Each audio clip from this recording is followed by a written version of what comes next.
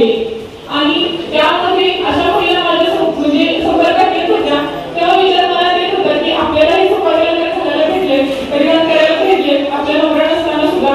मग अशा ज्या समाज स्त्री आहेत तर त्यांनाही आपण याच्यासाठी सपोर्ट केला पाहिजे. परंतु पुढे जर मला येत होतं की नाही नको, आपण तो विषय नको घ्यायला, अगदी सर्वसामान्य माणसासारखं माझंही होत होतं. परंतु त्याच वेळेला अशा काही महिला माझ्या संपर्कात आल्या की काही तुम्ही जे परिधान करताय ते आम्हालाही परिधान करण्याची इच्छा आहे, पण आमच्या घरातून परमिशन आहे, तुम्ही आमच्यासाठी काय करू शकताय का? तर त्यावेळेला मग आम्ही काय केलं, माझं काम माझ्या सासरी सुरू होतं आणि त्यावेळेला आम्ही तिथे हळदी कुंकवाचा कार्यक्रम म्हणजे आयोजित केला. अगदी 1000 महिलांचा तो कार्यक्रम घेतला आणि त्या कार्यक्रमामध्ये 15 महिलांनी स्वेच्छेने सौभाग्यालंकार परिधान केले. तिथून पुढे या कार्याला सुरुवात झाली.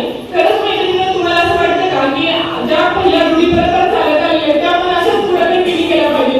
कोणाला असं वाटतं कंटिन्यू केल्या पाहिजे? नाही केलं पाहिजे.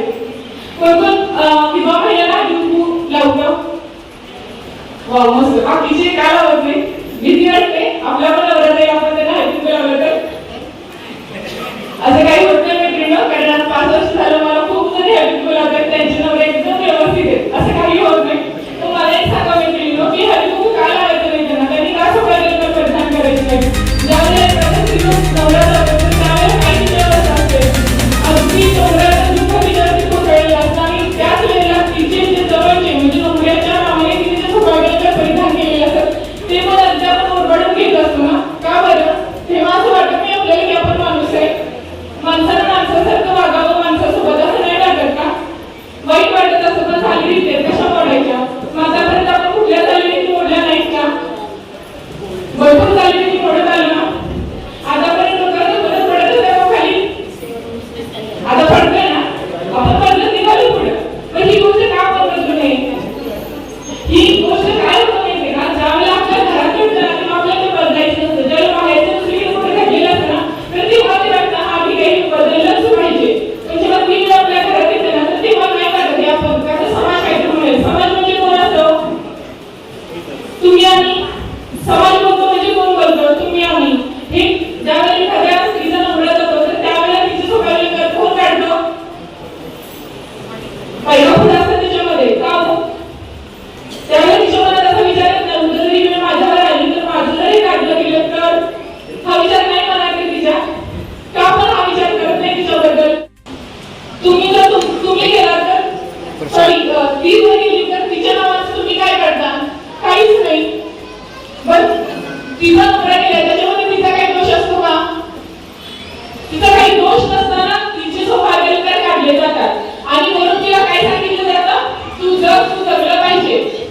साधनं करायचं त्याला काय सांगतो आपण? तिचे सगळं हिरावून घेतलं जातं, तिचे जोडी काढली जातात, भाड्या खोडल्या जातात, उचललं जातं आणि तिला नंतर सांगितलं जातं की तू तुला जगलं पाहिजे. म्हणजे जगण्याचे सगळे अधिकार हिसकावून घेतो आणि त्यानंतर तिला जगायला सांगतो आपण.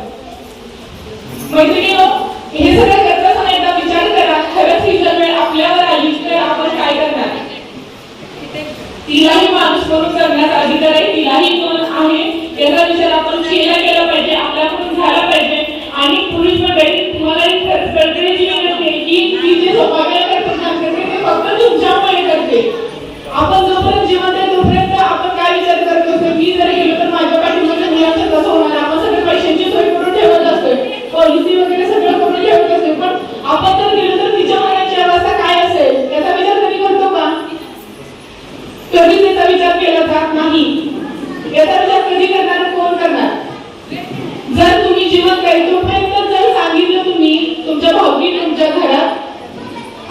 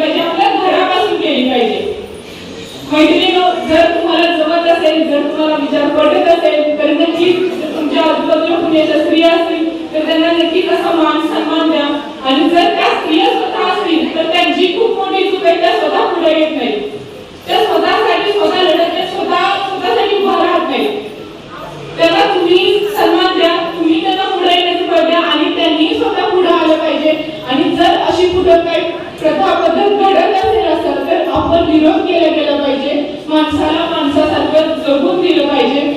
आपण भरपूर कार्यक्रम करतोय, भरपूर सामाजिक कार्यक्रम भरपूर घेताय सगळ्या गोष्टी, पण ह्या जर विषयावरती जर तुम्हाला काम करता आलं तर नक्की बघा, विचार करा नक्की या विषयावरती. खूप चांगला विषय आहे आणि गरज आहे